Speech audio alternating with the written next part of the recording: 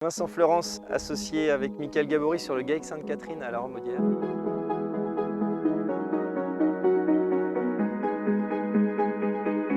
Nous sommes éleveurs laitiers en bio depuis 2017. Nous avons rencontré Caroline en 2018 qui nous a proposé de faire un suivi sanitaire sur l'élevage des veaux sous nourrice. Bonjour, je m'appelle Caroline Constancis. J'effectue ma thèse au sein de l'INRAE à l'UMR Bio et Par.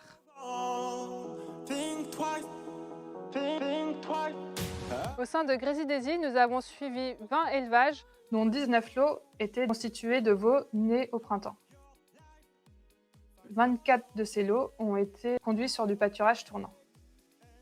On a fait 4 points de prélèvement de sang et de matière fécale et dépesée. Nous l'avons fait à la mise à l'herbe en juin-juillet, en septembre et à la rentrée en bâtiment entre novembre et janvier. Nous avons ensuite dosé le pepsinogène, qui est un indicateur des lésions parasitaires. Nous avons ensuite compté les œufs dans les fesses pour mesurer l'excrétion. Nous avons aussi fait des ELISA Ostertagia pour mettre en évidence les contacts avec les strongs digestifs. Et nous avons utilisé le logiciel Parasitsim pour estimer l'infestation sur les parcelles. Le temps de pâturage moyen était de 191 jours. 10 de ces lots avaient une période de pâturage post-sevrage, donc seul, et qui durait en moyenne 70 jours. La pression parasitaire était modérée tout au long de cette étude. Il y a uniquement 6 lots qui ont été traités avec des antiparasitaires et uniquement après la rentrée en bâtiment, donc il n'y a pas eu d'impact sur les mesures effectuées durant la saison de pâture.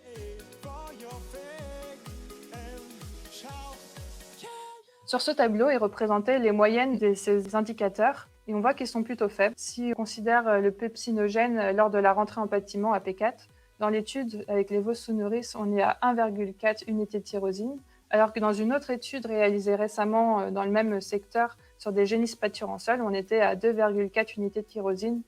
Les résultats de coproscopie aussi plus faibles. Des indicateurs parasitaires pour les nourrices sont normaux pour des vaches adultes. Qu'est-ce qui peut expliquer ces indicateurs faibles ? La conduite au pâturage qui génère peu de risques parasitaires, avec notamment de nombreux lots qui sont conduits sur du pâturage tournant.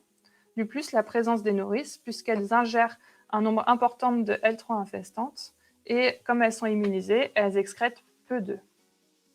De plus, les veaux boivent du lait, ils ingèrent donc moins d'herbe et sont donc moins exposés aux strongs gastro-intestinaux. Il y a un effet défavorable du lait sur les parasites, comme ça a été montré chez les agneaux.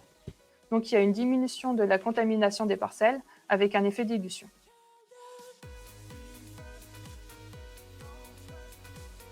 Durant les 4 moments de prélèvement, nous avons fait des pesées. Sur ce graphique est représentée l'évolution des poids en fonction des saisons de vélage. Dans les encadrés sont représentées les croissances.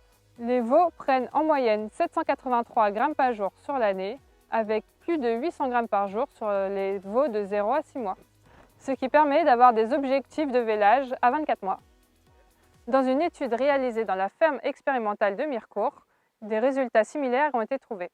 Les nourrices pesaient en moyenne 593 kg, avec une évolution du poids positive de 118 g par jour, ce qui est plus faible de ce qu'on attend d'une vache laitière en lactation.